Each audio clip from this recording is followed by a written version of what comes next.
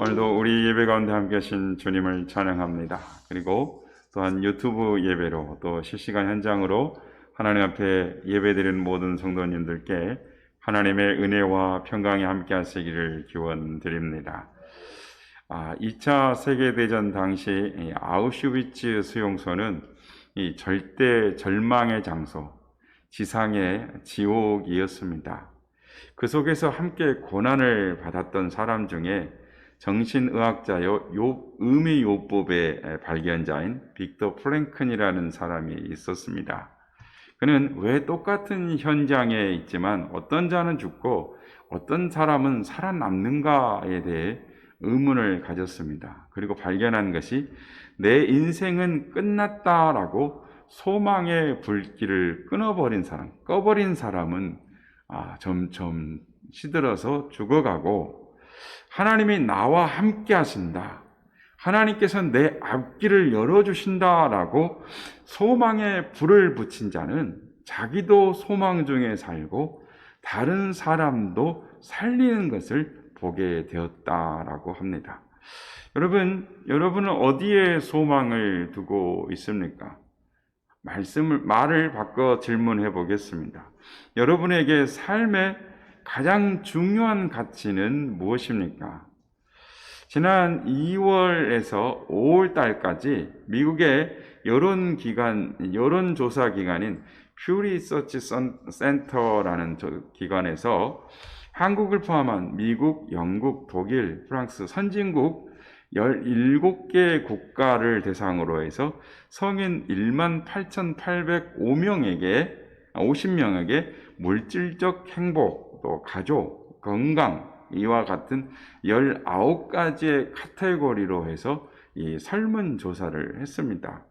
그 중에 질문 중에 하나가 당신의 삶에 가치가 있다고 생각하는 것은 무엇입니까? 라는 이 결과가 나왔는데, 그 중에 1, 2, 3위가 이 가족, 1위는 가족, 2위는 이 건강 또는 친구, 이렇게 나왔습니다. 그러니까 이 상위권 5개 국가에 보면 가족이 38%, 또 직업이 25%, 물질적 행복이 19% 정도로 나왔는데, 이 한국은 당신의 삶에서 가장 가치 있다고 생각하는 것이 무엇입니까? 라고 묻는 이 질문에 1,006명의 사람들이 응답을 했는데, 물질적 행복을 1순위로 꼽았다라는 것입니다.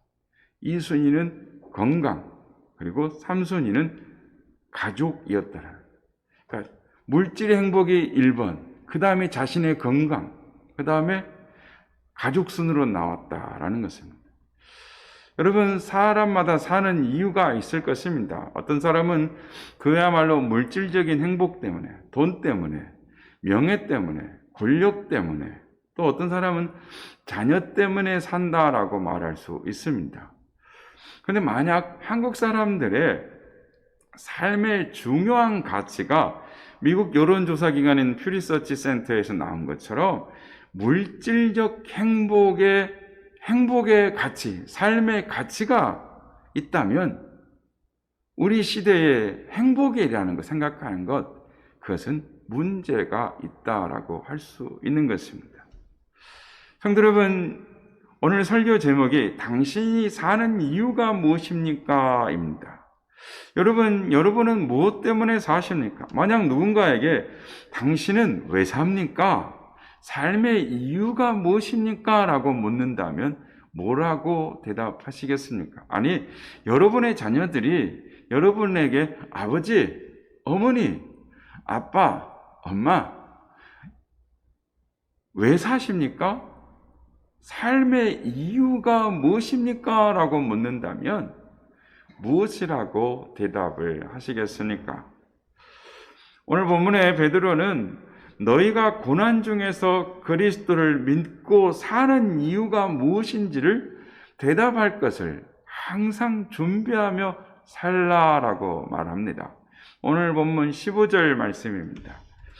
너희 마음에 그리스도를 주로 삼아 거룩하게 하고 너희 속에 있는 소망에 관한 이유를 묻는 자에게 대답할 것을 항상 준비하되 온유와 두려움으로 하고라고 말씀합니다. 주후 64년 초대 그리스도인들에게는 이 64년은 잊을 수 없는 해였습니다. 왜냐하면 주후 64년 7월 19일 날 로마에 대화재가 났는데 그 큰 화재가 진압된 이후에 이 로마시에는 악한 소문이 소리 없이 퍼져나가고 있었습니다. 그것은 로마 제국의 황제인 네로가 술에 취해서 시흥을 돋구기 위하여 로마에 불을 질렀다라는 이야기였습니다. 이에 당황한 네로는 이 소문을 잠재우기 위해서 백방으로 노력했지만 효과를 거두지 못하자 희생양으로 등장한 것이 그리스도인들이었습니다. 그래서 그리스도인들을 체포하게 명령을 내리고 여기저기서 피 비린내 나는 이 처형이 이루어졌습니다. 인간 횃불이 만들어지고, 그래서 이때 살아남은 그리스도인들은 카타콤, 즉 공동묘지로 숨어들게 시작했고, 적지 않은 수의 그리스도인들은 로마를 떠나 목숨을 보존하기 위해서 여러 지역에, 특히 소아시아 지역으로 퍼져 나갔습니다. 흩어지게 되었습니다. 오늘 읽은 베드로 전서는 이때를 전후해서 소아시아에 흩어진 그리스도인들에게 쓴 편지인 것입니다. 여러분이 그리스도인으로 살아가는 이유가 무엇입니까? 우리가 코로나 시대로 2년, 이제 3년째를 바라보고 있습니다. 여러분이 그리스도인으로 이 고난의 시대에 살아가는 이유가 무엇입니까? 성경의 인물들은 각자 살아가는 이유가 있었습니다. 그것은 예수님 때문이었습니다. 사도 바울은 예수님이 주신 복음 때문에 사는 사람이었습니다. 로마서 14장 7절에서 9절 말씀입니다. 우리 중에 누구든지 자기를 위하여 사는 자가 없고 자기를 위하여 죽는 자도 없도다. 우리가 살아도 주를 위하여 죽고 죽어도 주를 위하여 죽나니 그러므로 사나 죽으나 우리가 주의 것이로다. 이를 위하여 그리스도께서 죽었다가 다시 살아나셨으니 곧 죽은 자와 산 자의 주가 되려 하심이라. 바울은 예수님 때문에 산다고 합니다. 자기가 사나 죽으나 죽어도 살아도 예수님 때문에 산다라고 합니다. 십자가에 죽었다가 살아나신 예수님, 곧 산 자와 죽은 자의 주가 되시는 예수님 때문에 산다라고 말합니다. 이번 주간은 예수님의 오심을 기다리는 셋째 주간, 대림절 셋째 주간입니다. 성도 여러분, 이 땅에 예수님이 오신 이유가 있었습니다. 예수님께서 세상에 육신을 입고 오신 이유가 있었습니다. 예수님이 세상에서 그렇게 살다 가신 이유가 있었습니다. 여러분, 예수님께서 이 땅에 오신 이유가 무엇입니까? 육신을 입고 33년간을 사신 이유가 무엇입니까? 예수님께서 세상에서, 이 땅에서 그렇게 살다 가신 이유가 무엇입니까? 마가복음 1장 14절에서 15절에 보면 예수님이 이 땅에 오신 이유를 말씀하십니다. 요한이 잡힌 후 예수께서 갈릴리에 오셔서 하나님의 복음을 전파하여 이르시되 때가 찼고 하나님의 나라가 가까웠으니 회개하고 복음을 믿으라 하시더라. 하나님의 복음을 전파하기 위해서 오셨습니다. 하나님의 나라가 이 땅에 임하신 것을 알리기 위해서 오셨습니다. 하나님 나라를 이 땅에 이루기 위해서 오셨습니다. 예수님은 이것 때문에 오셨습니다. 하나님 나라 때문에 오셨습니다. 하나님 나라를 전파하게 하기 위해서, 하나님 나라의 소식을 전하기 위해서 오셨습니다. 여러분, 하나님 나라가 무엇입니까? 하나님 나라는 천국입니다. 요한계시록에 보면 천국에 대해서 보여지고 있습니다. 근데 여러분, 천국이라는 것은 어떤 것입니까? 천국은 하나님의 주권과 통치가 있는 것입니다. 하나님의 뜻이 온전히 이루어지는 곳, 하나님의 통치와 다스림이 완벽하게 이루어지는 곳, 그것이 바로 하나님의 나라입니다. 그래서 하나님의 나라는 우리가 죽어서 가는 것이 천국이지만 사실 하나님의 나라는 우리가 죽어서만 가는 천국이 아니라 하나님의 뜻이, 하나님의 다스림이 온전히 이루어지는 곳, 그것이 하나님의 나라인 것입니다. 그래서 예수님의 가르쳐 주신 주기도문에도 아버지의 뜻이 하늘에서 이루어진 것 같이 땅에서도 이루어지게 하옵소서라는 기도의 내용이 있습니다. 그래서 예수님께서 이 땅에 오신 이유는 하나님의 나라가 이 땅에 도래했고 하나님의 통치와 다스림이 예수님을 통해서 이루어졌고 또한 이루어져 갈 것임을 보여주시기 위해서 오셨습니다. 성도 여러분, 예수님은 하나님의 나라를 전하기 위해서도 오셨지만 하나님의 나라를 이 땅에 세우시기 위해서 오셨습니다. 이 땅에 예수님의 사람들, 제자들을 통해서 하나님의 나라를 세우기 위해서 이 땅에 오셨습니다. 그래서 예수님은 겨자씨의 비유를 말씀하십니다. 겨자씨가 눈에 보이지 않지만 미미하여서 눈에 보이지 않지만 땅에 떨어져서 싹이 나고 자라나고 큰 나무가 되고 새들이 깃드는 보금자리가 되고 쉼의 자리가 되는 것처럼 예수님이 오셔서 하나님 나라를 세우고 계시는데 이 일들이 제자들을 훈련시키시고 교육시키는 일들이 겨자씨처럼 눈에 보이지 않는 것일지라도 장차 예수님의 사람들이 하나님의 방법대로 하나님의 말씀대로 하나님의 뜻이 이 땅에 성취되는 하나님의 나라가 세워지기를 소망하셨습니다.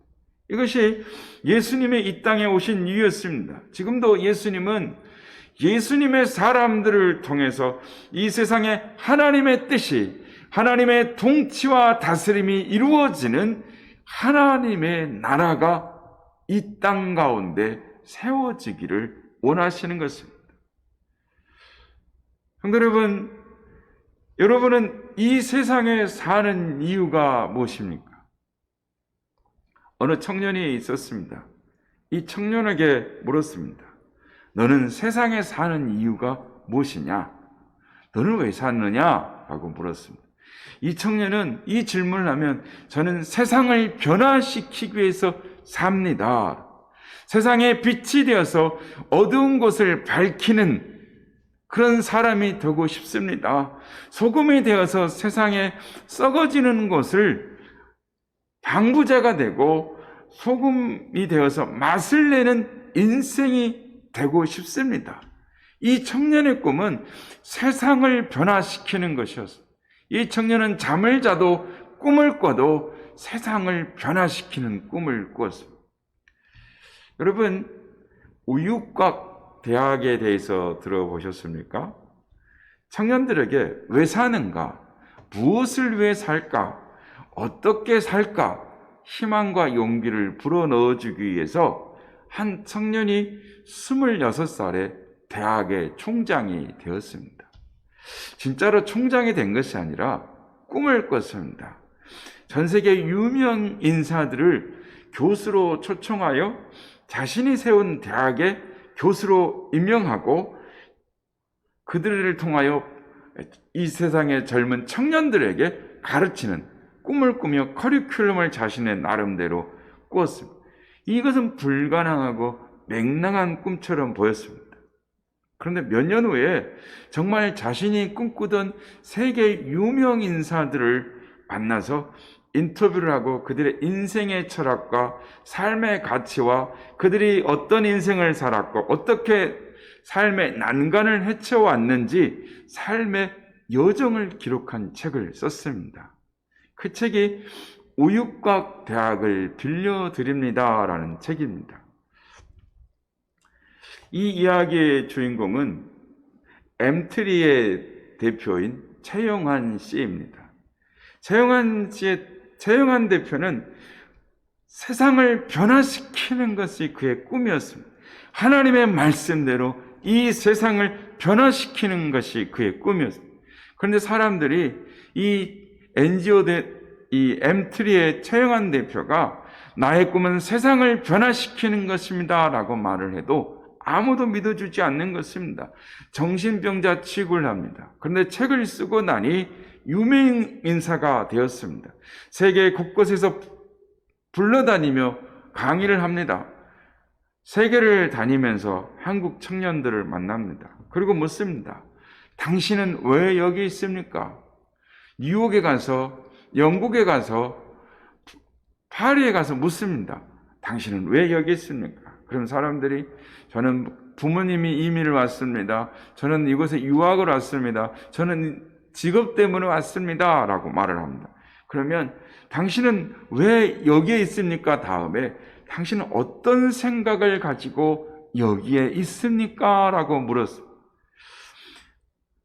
이 차영환 대표가 다니면서 묻면서 깨닫게 되는 것은 청년들 중에도 자신과 같이 세상을 변화시키고자 하는 사람들이 있다. 세상을 변화시키고자 하는 사람들이 참 많구나라는 것을 깨닫게 됩니다. 그러면서 드는 생각이 이 청년들을 네트워크해서 연결해서 세상을 변화시키는 일에 힘을 모아 함께하면 되겠구나라는 생각을 하게 됩니다.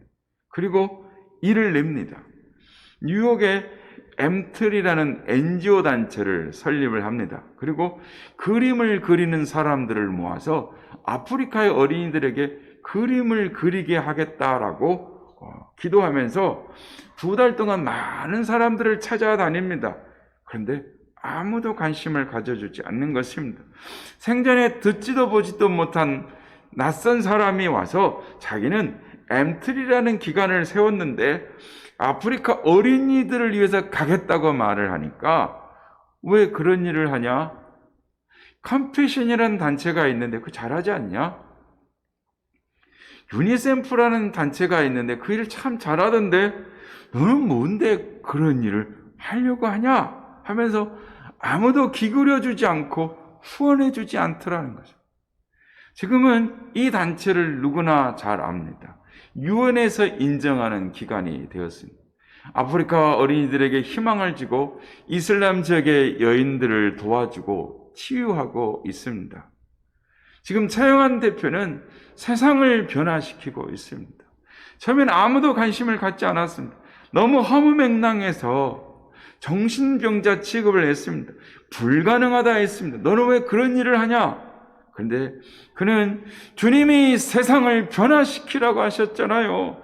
세상을 변화시킬 힘을 주세요. 주님 세상을 변화시킬 힘을 주세요. 그는 지금도 그렇게 기도하고 있습니다. 저는 이 최 대표의 이야기를 접하면서 가슴이 뛰었습니다.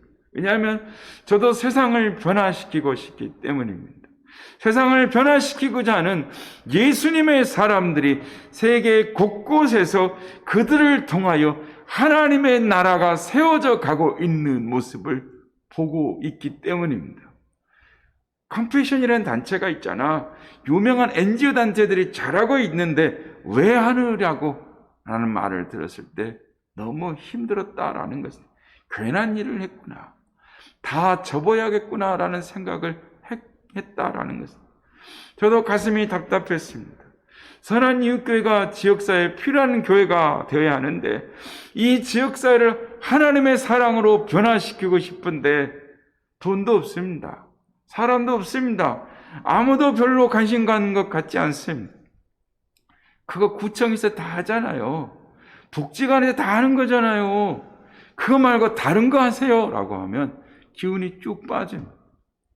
그런데 하나님의 나라는 겨자씨처럼 이루어지는 것을 깨달았습니다. 엠트리가 영어로 겨자씨입니다. 비록 겨자씨 같지만 하나님의 말씀대로 세상을 변화시키고자 하면 하나님이 역사하신다라는 것입니다. 우리 교회가 개척한 지 1년이 조금 넘었습니다. 교회를 개척하면서 돌려가며 읽은 책이 있습니다. 여중에 우리 어르신들은 못 읽으셨겠습니다만은 젊은 처음의 멤버들은 이 책을 돌려가면서 읽었습니다. 그 책 겉지에 이렇게 썼습니다. 이 땅에서 하나님의 백성으로 살려고 하는 여러분들이 하나님의 희망입니다.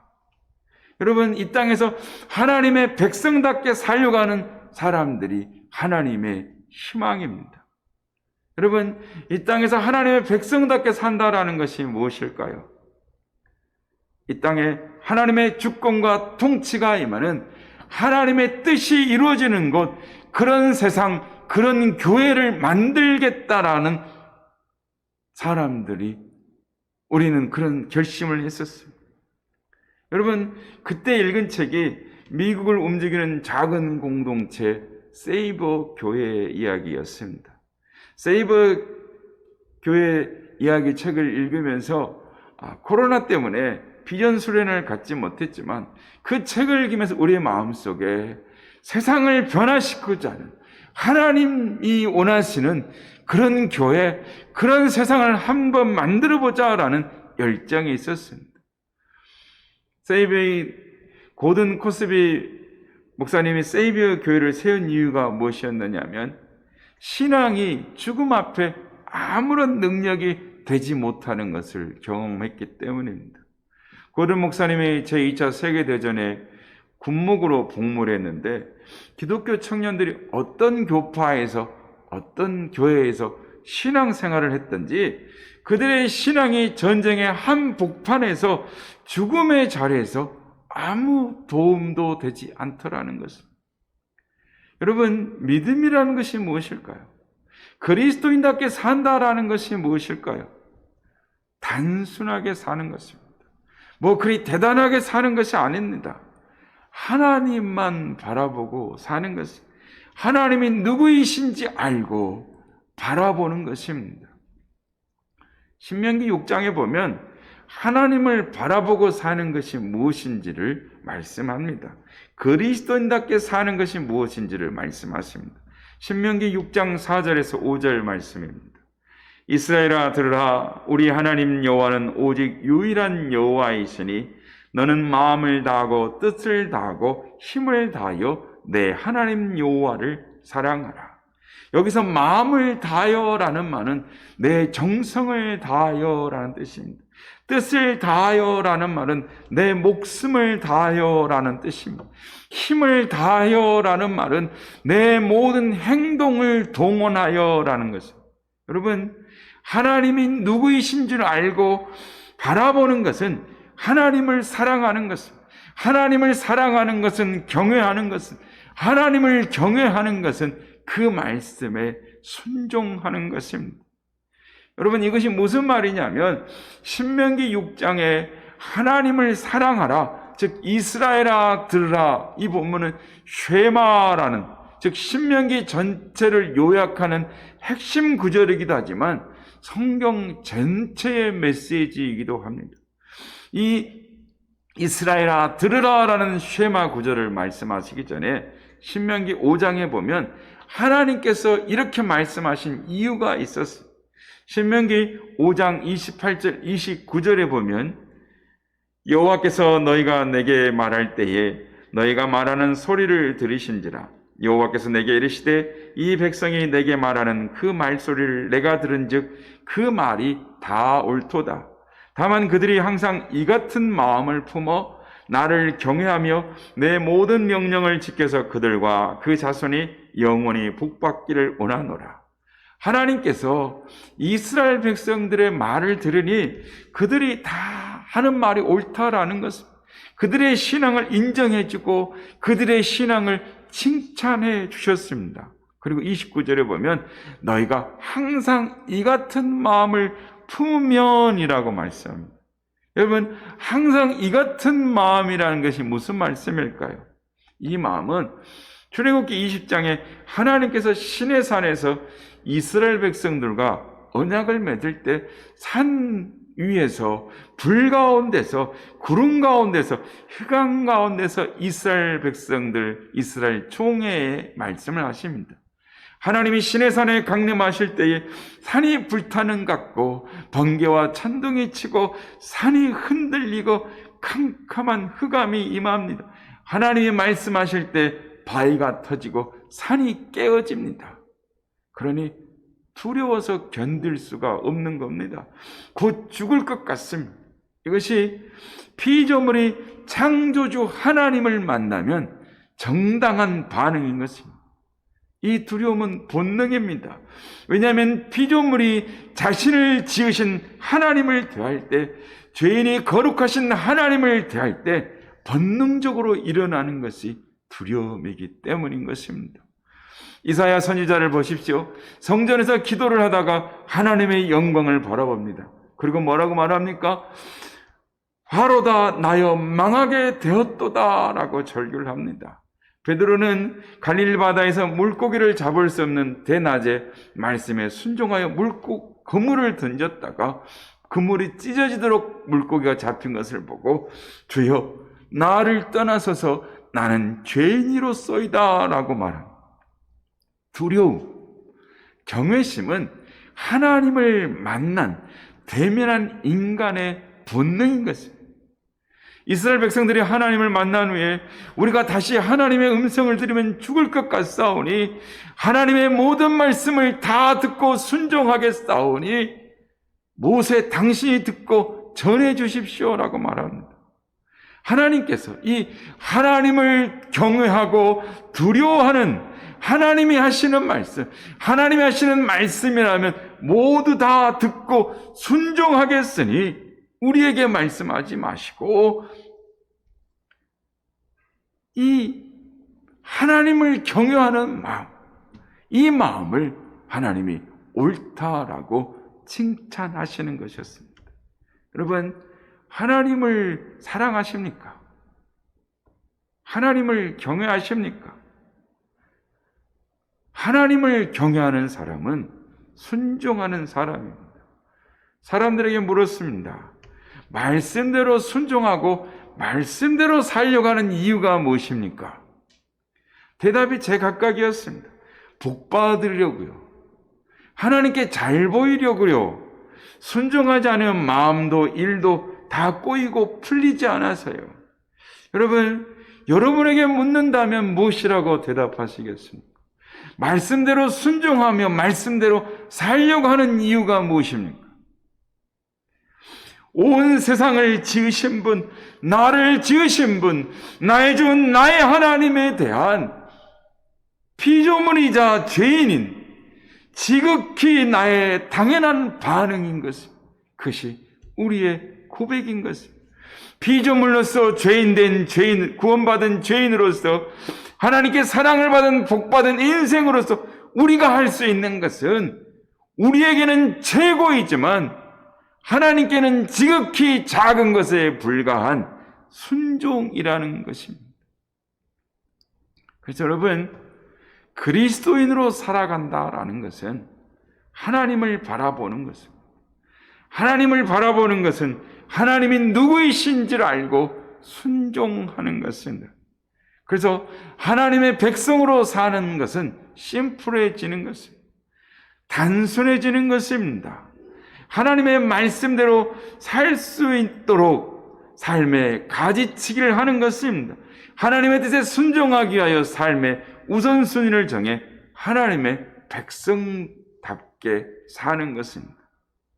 성도 여러분, 그리스도인이 이 땅에서 하나님의 백성으로 살아간다라는 것, 그것은 이런 것입니다. 우리가 교회를 시작했을 때 왜 우리는 교회를 시작하는가라는 물음으로 시작했습니다. 주님께서 말씀하신 선한 사마리아인과 같이 선한 이웃으로 살겠다, 하나님께 영광 돌리는 삶을 살겠다라는 결심으로 시작했습니다. 그리스도인은 각자의 사명을 가지고 삽니다. 그러나 그것은 거창한 것이 아닙니다. 각자의 삶에서 하나님의 백성으로 사는 것입니다. 요즘 같은 코로나 시대에 사람들이 우리에게 물을 수 있습니다. 당신은 왜 그리스도인으로 사는가? 그리스도인으로 산다는 것이 무엇인가? 여러분, 그리스도인은 하나님을 경외하는 것입니다. 순종하며 사는 것입니다. 그리스도인으로 산다는 건 특별하게 거창한 것이 아닙니다. 내가 내 삶의 자리에서 하늘 백성으로서 그리스도인답게 살려고 하는 것입니다. 그것의 샘플이 선한 사마리아인이고, 선한 사마리아인의 이야기는 예수님 자신의 이야기입니다. 우리 교회는 선한 이웃으로 살기 위해서 내년부터 첫걸음을 떼려갑니다. 시흥일동에 80대 이상의 가정 5가정을 반찬 나눔을 하려고 합니다. 매주 1회씩 하려고 합니다. 그래서 사랑과 정성을 담아서 마음을 나누려고 합니다.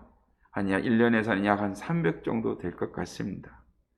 이 일이 얼마나 선한 영향력을 미치며 하나님 나라를 세워가는데 얼마가 되겠습니까? 그러나 우리가 할 수 있는 것부터 작게 시작하려고 합니다. 이 일을 감당하고 나면 하나님께서 우리에게 하나님의 또 다른 사역을 맡겨주시리라 믿습니다. 김동훈 목사님의 설교 말씀을 듣다가 그래 맞다 라고 맞장구를 친 적이 있습니다. 하나님의 일을 하다가 보면 깨닫게 되는 것이 있답니다. 한 가지의 일을 감당하고 나면 그 다음에 할 일을 가르쳐 주신다라는 것은, 하나님의 일을 하다가 보면 하나님 보너스가 주어지는데 그 다음에 할 일을 가르쳐 주시고 보여주시고 깨닫게 하신다라는 것은, 저는 이 말씀을 듣다가 그래 맞다, 그 말이 맞다. 우리 교회는 참 계획하는 일이 많습니다. 그러나 돈도 없고 사람도 없고 부족합니다. 그러나 할 수 있는 것부터, 작은 것부터 감당하다 보면 하나님께서 보여주시고 맡겨주시고 사람들을 붙여주시고 채워주실 걸 믿습니다. 성도 여러분, 세상 사람들이, 다른 사람들이 여러분에게 당신은 왜 살아? 당신 사는 이유가 뭐야? 그리스도인으로 산다는 게 뭐야? 라고 물을 때 나는 이 땅에서 하나님 나라, 하늘 백성으로 살기 위해서 산다라고 말할 수 있으면 좋겠습니다. 하나님 나라 백성으로 하나님 나라를 소망하며 산다. 예수님의 사람으로서 이 땅에 하나님 나라를 세우기 위하여 세상을 변화시키기 위하여 산다. 그래서 나는 그런 사람들이 모인 교회에 간다. 그래서 산다. 내가 사는 이유는 그것이다. 나는 그 교회에 다니는 것이 자랑스럽다. 이런 이유와 고백을 하는 사람들이 모인 교회가 우리 선한 이웃교회가 되기를 주님의 이름으로 축복합니다.